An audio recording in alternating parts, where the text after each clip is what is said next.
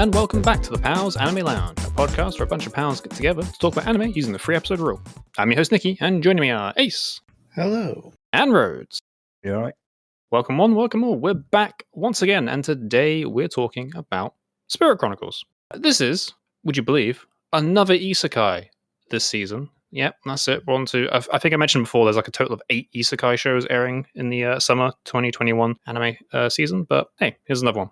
So before we get into it, what is Spirit Chronicles? Well, it's based on a light novel, so if you're familiar with light novels, you pretty much know what we're getting into here. It's been produced by TMS Entertainment.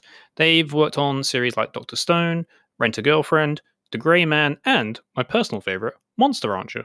As mentioned, it is an isekai. It's also tagged as an action, adventure, drama, fantasy, harem, romance on my anime list. All you need to know is that it's a fantasy isekai series. That's everything you need to know.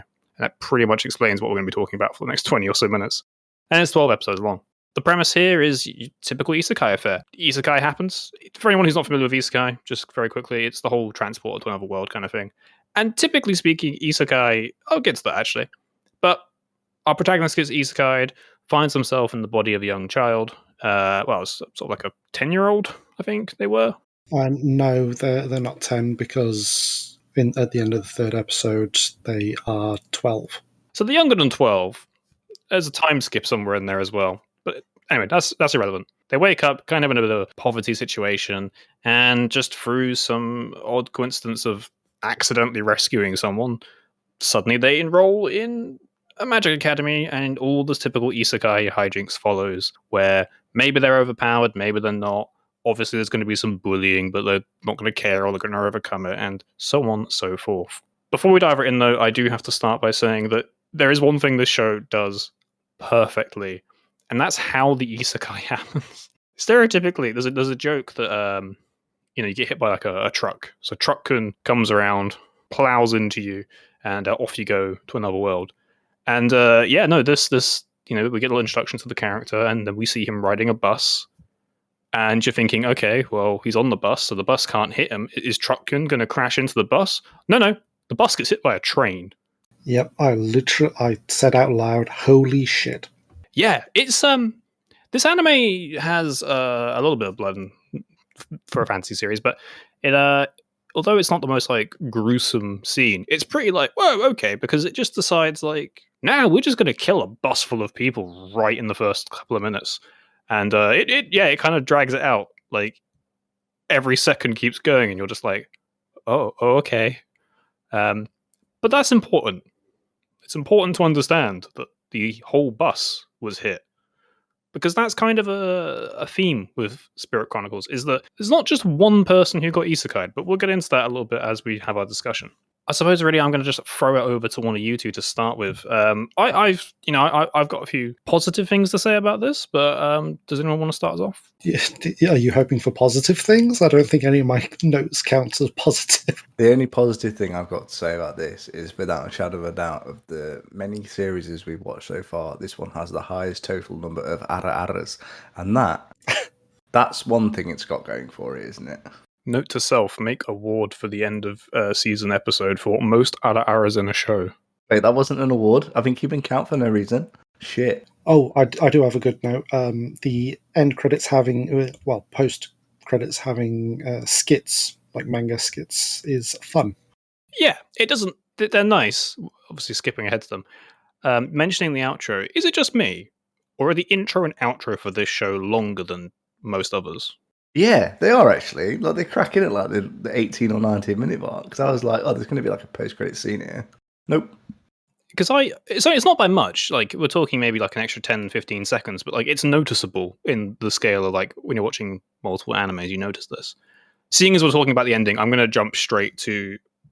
I said I had positives. They're more just funny things, actually, to be honest with you. The show's kind of made me laugh more than anything. I think it's because it's an isekai. I watch a lot of isekais. I'm used to the kind of low bar... The isekai bar is low, okay? And this one's just getting over it. Can we talk about the fact that the end of the third episode has a credit sequence that makes it look like the entire series is finished? Oh yeah, doesn't it? My note is actually, it takes them 3 hours for the dude to finally leave. It just goes on and on. Oh, I'm going to miss you. Oh, yeah, I'll write to you. Oh, Go! No, you hang up. You hang up. Yeah, it's weird as well because obviously, as Ace mentioned, by that point they're like 12, 13. I think because essentially like his only friend, air quotes, is his teacher who, when he enrolls in the school, is 12. She's like the youngest teacher there. And it's just weird. Like they've got a 12-year-old teaching a bunch of like 8-year-olds or something. I don't remember 100%. Yeah, she's 12 when they start, and then it's a 5-year time skip, so she's 17 and still as short as she was when she was 12 at the end of the 3rd episode. Although she insists that she's still growing, but it's clear that her growth is in fact stunted, and that is the true heartbreak of this entire series. 2nd episode, I have a note. There are children talking about a 12-year-old's breasts. Yes. And that's the problem with this anime. It's full of kids. Full of kids who are written like adults, but they're not adults. They're children. I actually have a note. Like I didn't take many notes because I didn't really enjoy it all that much. But the final note I wrote was, I remember when this anime started with a bus crash. I wish someone would crash a bus into it now. Yeah, as I said, like I kind of was laughing through most of this because it's very cliche. It hits all the things, and it's absolutely bonkers. Like in how quick the thing that gets me as well is like it has a time skip and doesn't really like it tells you time has moved. Like you get a little, this is now the date at the bottom of the screen, and then they mention that it's been a few years. There's no like explanation as to, like what's happened. Obviously, they've just been going to school, but it's just like, yep, time skip, got new powers, can do shit now. It's like, oh, hang on a minute. You're at least going to give us an explanation of like what might have happened in those, like just 10 seconds, please. Yeah. At the start of the 3rd episode, the main bully character brings up with the teacher, why are you teaching us magic control? And he's right. It's been 5 years they've been coming to your class, and now you're teaching about controlling the magic. It feels like they put a time skip in there, but it was completely pointless. Like, it didn't need to happen because nothing develops in those years. It's almost like they wrote an entire cast of characters who were 12 and then were like, we're going to add some years to them, but nothing about them is going to change and they're going to look exactly the same, except one gets taller and we point that out. And you're like, so these are still kids then? Like, you've not actually done anything here.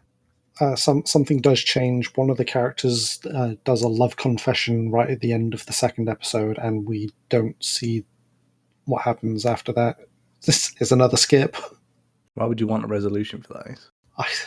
They brought it up. They made a big deal about it. Oh, no, yeah, I remember a resolution. it's like the girl's like behind the tree. And that's when I noticed like one of the errors. That's when I noticed that it was so frequent, because I'm pretty sure in that scene she's behind the tree, she's like, Ara? And I'm like, I don't even know what that word means now I think about it. Like, I don't think it's relevant to this conversation right now, though.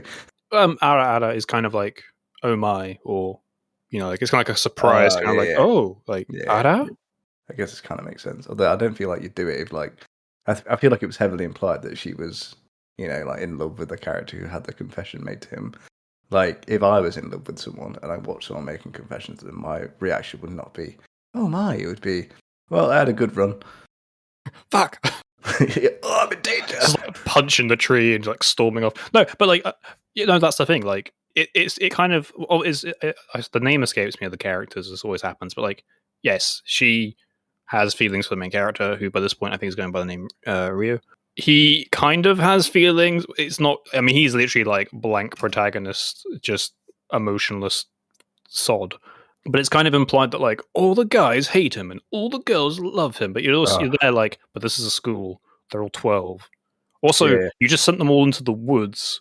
I know it's like a fantasy world, and there's like they got to prove themselves, but like they are getting like attacked by like a lot of monsters here. Like someone is going to die. They did go off the path they were supposed to use to take this shortcut, and this antagonist is implied to have sent the monsters after them because of Rio. It feels inefficient. Like if you don't like a particular person, why would you like potentially be putting the entirety of your classmates in danger? Like, talk about eliminating the competition. Also, the antagonist that like we see twice over 3 episodes. I can't remember who it is. No, we see him in the 1st episode. He's wearing a hood. Yeah, because he crushes the crystal and kills someone. Yeah. And then he appears again and is like, well, we're going to send some monsters after you kids. doesn't say it like that. I genuinely can't remember him, although I feel like the line "I'm going to send some monsters after you kids" is probably accurate though. He has red eyes. That's all I remember. He could be so many different anime antagonists, so I don't like it. Various notes are everyone sucks. I'm already sick of all the bullying. I don't need this in entertainment. Is this Sword Art Online? Because in the opening credits, in the opening titles, you see the main character, presumably grown up after he leaves in the third episode, wearing the exact same outfit that Kirito from Sword Art Online wears. I had the exact same thought. I just want to point out that like I'm so glad I'm on Push to Talk because I am laughing so much whilst we're recording this. This is no, but yeah, the outfit, and even in the key art, actually, listeners, you can just look at the key art for the show.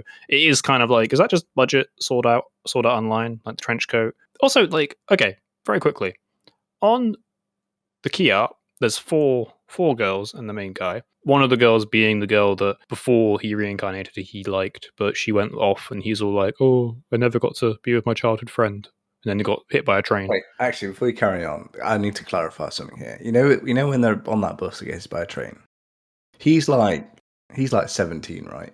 Like he's like a young adult, like high school sort of age. Like that's what he looks like to me. The girl is like he's university. Like she does not look that old at all. Okay, you might be getting a bit confused. Basically, context here. I don't know why I remember this. The girl on the bus, like he's looking at the young kid. That's not the same girl. Like as far as I'm aware, the two people we see on the bus with him, they're like opposite him. They aren't his quote love interest, or like he didn't know who they were. I think he just perchance made eye contact with a kid and was just like, "Hello," you know. I think that's to disarm the viewer and think, oh, there's a kid, nothing's going to happen. Oh, that's what's going to happen. I want you all to understand that if any of you make eye contact with a random child on the bus and smile at them, I will defriend you both. I just want to point out that I've just realised I'm pretty sure that the impact is on the side anyway. I'm pretty sure they get hit first by the train, but let's not go too far into that. But just to go back, yes, in like the sort of flashback, like when he was younger, he had a childhood friend, they moved away, and it was a typical anime thing of like, when we get older, we'll get married and it'll be great. And then I think he goes to high school, sees her, it's implied she doesn't remember him, and she's like being a bit lovey with someone, and he's all like, oh, I missed my chance. And then bam, train. But yeah, they're like 16, 17, and then he reincarnates into the body of like an 8, 5, 6-year-old. He's a university student. He says in the third episode, in second or third episode, when the teacher gives him arithmetic problems and he solves them really quickly. Once he's worked out how to read the numbers, he can do the arithmetic in his head because he was a university student. The subtitles said. Yes, apologies, you are correct. I've just opened the My Anime list, and it literally says in the first line, 20 years old. So yes. So 20-year-old sent back to a 6-7-year-old, currently 12 years old. Flirting with other girls of a similar age. There's a lot of things that are problematic here, I feel. One thing, just because we're talking about the whole isekai aspect, one thing I actually like that the show does is that when the character wakes up in the new world, it isn't immediately like, oh, I am now this person. It's kind of implied that like there's, if you will, two souls in one body, and they're kind of like not having a fight, but like there's a bit of a crossover. Like at first, the Rio is a bit like, the fuck are these memories? Like that's not me. What's going on? What's a car? But I liked that because like normally in animes it's just, oh, I've reincarnated, and it's usually some nonsense like, oh, you were dead a minute ago, but you've miraculously come back to life, although you seem to be behaving differently. Whereas like this one, it's implied that like there's a bit of a crossover, and it kind of develops a little bit. None of this is a saving grace for the show, by the way. Like the things that I say are good are by no means making this like the best show ever. Like again, isekai bar is low. From the start of the first episode, I wasn't. It didn't enamor itself to me. When it comes back as Rio, he's remembering Rio's mother, and I wrote down this quote: "Why's your hair and my hair black? The mother's hair is blue." I didn't even notice. I didn't even clock it. I was dumbfounded how to pause it. Could have been colorblind, maybe. I mean, that's kind of a plot point. His hair is black because Rio's hair is black because Rio's family come from a different country or part of the country or whatever, and that seems to be going to play into things because at the end of the third episode, this assassin sent after him. Look for the boy with black hair. He should stand out. Yes, he's from fantasy world equivalent of Japan. Yeah, that is true. And that's like in any isekai where there's like an eastern continent, it's just Japan. Like it's just straight up Japan. In another world with my smartphone, Japan. You know, like It's just I don't know. I think the thing is, I didn't like it narratively, but I thought it was very nice looking anime. To be fair, like I loved the art of it. I thought it was very well done. I thought the voice acting was pretty well done. There was one character who really annoyed me with their voice. I can't remember who it was. I was just like, I wish you'd stop talking like forever, please. Was but it they the didn't. bully? No, because I can't remember who that is. So they didn't clearly have a lasting effect on me. It was one of the girls, I think. They had like the typical like very high pitched like and I'm like, but stop, please. No one speaks like that. Literally no one. that doesn't narrow it down because there's like 5 different girls we get introduced to in the first and second episode, and then now they're completely all irrelevant because he's just fucked off. Yeah. That actually, that kind of leads me into, I suppose, my issue with the show, if you will. And I get the impression that like there's a grander story that maybe the show wants to tell, although it's 12 episodes, so who knows. Is those 3 episodes feel like nothing happens, but a lot also happens, but it's all irrelevant anyway because he just leaves. And like you spend 3 episodes, quote unquote, getting attached to the characters. You know, if you will, that's kind of I suppose the point is you're supposed to get used to these characters. And there's that whole like, oh no, someone confessed to him, but you know, the silver hair girl likes him. Like, oh no, and then suddenly it's just like it's all irrelevant because he's just like, yeah, I'm just gonna like fake my own death and just leave. And like, yeah, that's and then the credits roll, and it acts like the series is done. And you're just kind of like, well, that's one ticked off, I suppose, for the whole season. 3 episodes. That was good. Not really. We mentioned the action scenes, the attack by monsters. That was so slow and boring. So was the fight scene with the guy who tortured him in the first episode. And God, everyone's so horrible in this show. Oh yeah, I should have probably mentioned that. Yeah, he gets beat. I should have probably mentioned that at the start. Oh yeah, he does get beat by like old man, doesn't he? Like, do you think he's kidnapped the princess? That's weird. Oh yeah, because that's the thing. Because they're like, well, you clearly didn't like save her. You clearly kidnapped her. And it's like, no, he blatantly saved her. And then for some reason, this guy's just like, yeah, I'm just gonna torture a kid. Yeah, that was so. I'm going to torture this small child until he confesses, or the princess wakes up and tells me in no uncertain terms that he didn't do it. And then we just won't do anything with the princess ever again. Like the princess wakes up, goes, no, he saved me. Then he gets rewarded by being allowed into the school, and then outside of like a few lines here and there, the princess is completely irrelevant. We don't know why she was kidnapped. I couldn't tell you. What I can tell you, which is even more confusing, is that at the time of recording on my anime list, this show has a 7.19. I mean, nothing goes below a 7. Apart from Scarlet Nexus.